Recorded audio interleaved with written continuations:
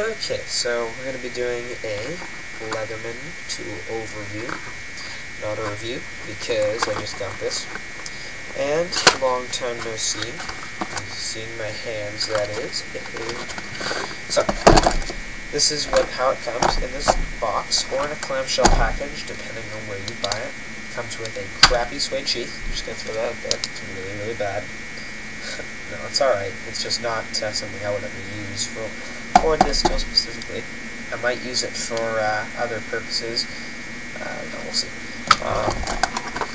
Next we have a truckload of literature. It's this massive, massive pamphlet. It's so big. With all their tools on it. All their full-size tool settings. And so we have the Sidekick, Wingman, rebar, charge, wave, whatever, blast, fuse, kick. Lists all the tools on every single thing they make. That's pretty cool. Now we have the tool itself. Just so you know, I have used this and opened it and carried it actually. I'm just doing this for the sake of showing you how it comes. And a carabiner. Carabiner is freaking cool. It's got a really tight spring so it stays on well. It's got a hex wrench and a bottle opener. Probably hook that on my keys. So I'm going to expand the whole tool to show you all it has to offer.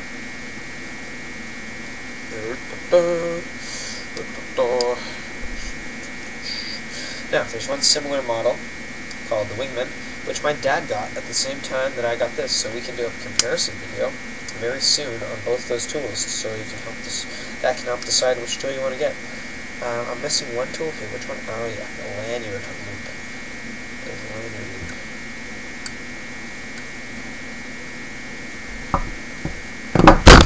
Oh no! Okay, sorry about that. I just cut myself on the saw here. Okay, so we have all the tools expanded, and I have the Wingman here. It's the companion model, essentially. And I'm going to expand that one too, and show you that it has the same drivers, and that it has a small tool difference on this side, which is kind of cool, I guess. Whatever. Ow, that's a good cut. Oh well. Okay. I don't care. There we go. Alright. Expand the scissors. Oh my god, scissors. And the knife. Here are the two tools side by side. I'm going to bring them up closer to show you the Wingman, the Sidekick. So, tool differences. The Sidekick, I'm going to close this one up completely so I don't cut myself again. That would suck. Very indeed. So, they both have spring-loaded pliers. And this one, instead of a plain edge blade, as you can see right here, it has actually a serrated blade, which I don't like. Now, the serrations are really sharp, so that's fine. I just prefer to have a full plain edge blade, so well. Now, I've seen in almost every single review, except for a couple, that people are having trouble with the scissors, that when they're in the fully open position, they're not spring-loaded.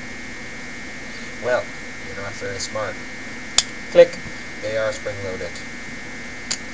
You just gotta play with them a little bit. Which is not a downside in my opinion, my humble opinion. Next difference is is there a difference on the, yeah, there's only another difference on this side. The package opener. This is cool. Package opener is a very cool tool. It's sharp, it's a very effective shape. They're just shunk on the clamshell packagings, or the, what do we call it, blister packs.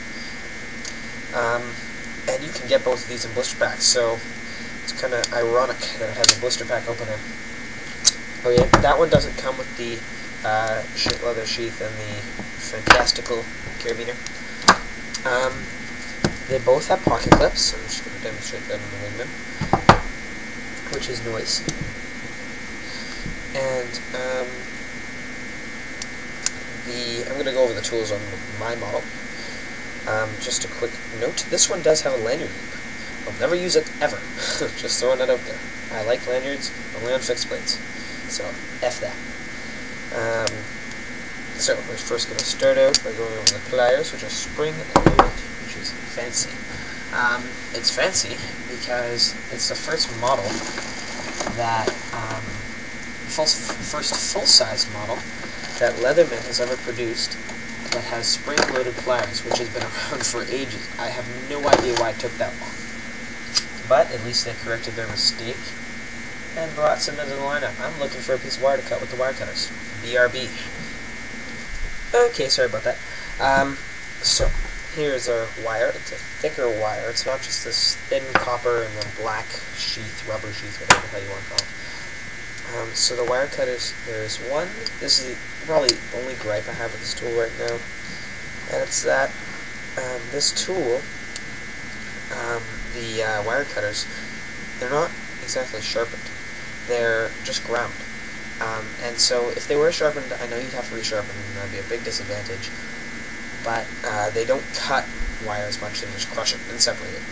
Which, I don't know if that's an advantage or a disadvantage, but I probably prefer them resharpened. So, let's see if they cut.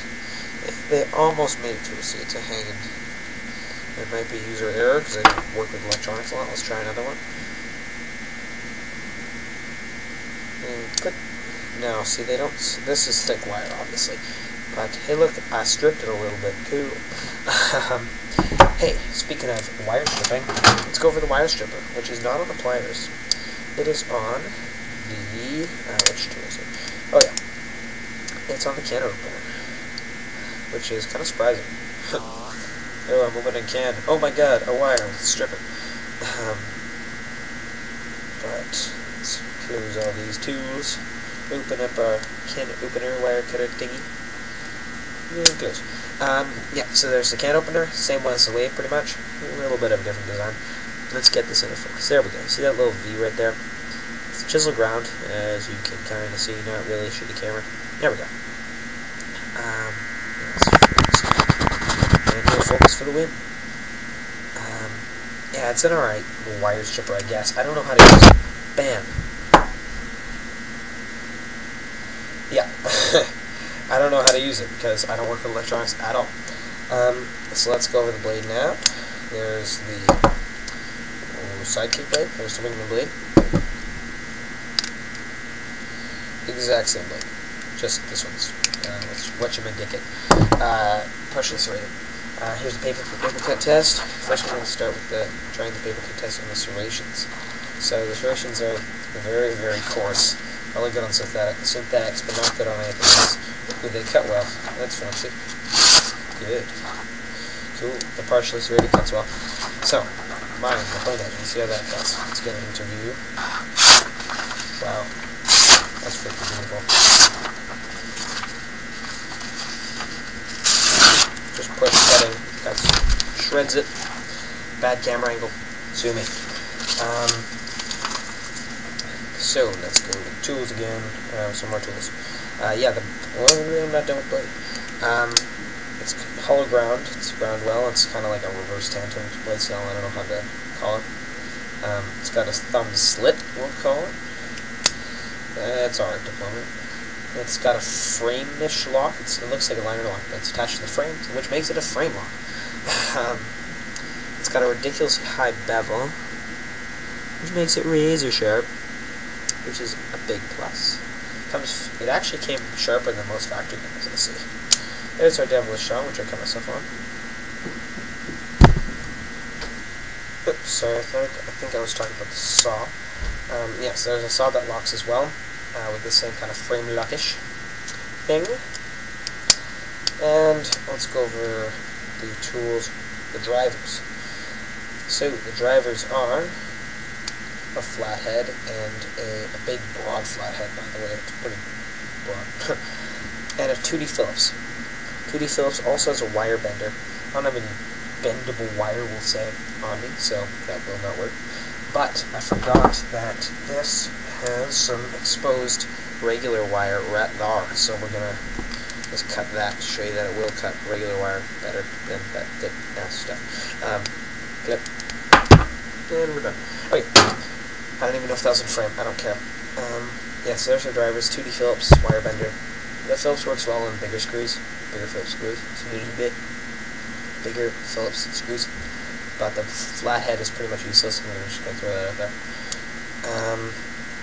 Next we have the other tools. These are the more useful tools on this side. I use these more.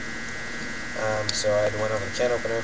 Here's a serrated rescue blade, right there, and that is sharp. So I'm going to close up the other one, open up the rescue blade, cut it. Now none of these lock on the inside. They just have a heavy back spring.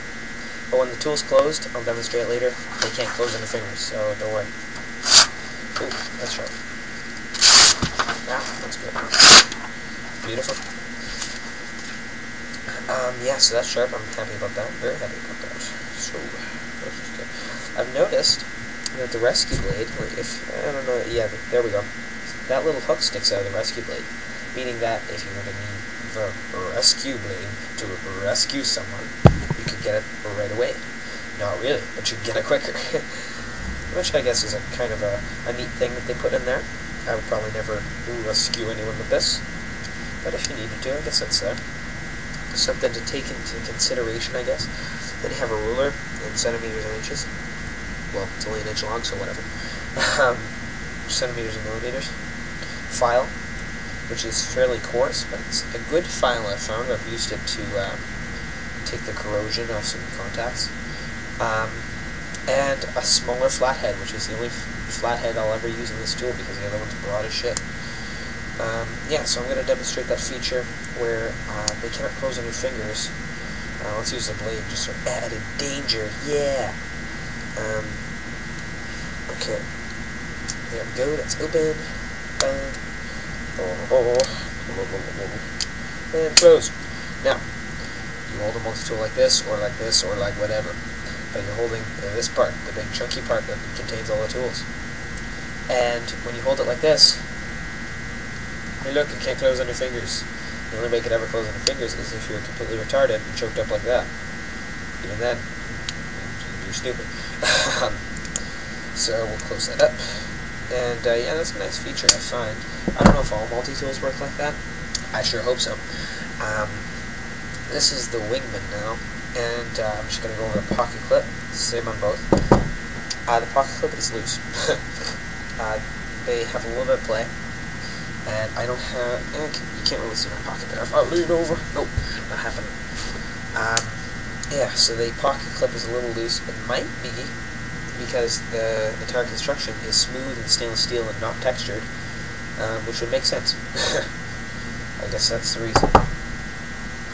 Anyways, I haven't found that it'll fall out of your pocket or anything, so take it or leave it. I guess that's pretty much it on these two tools.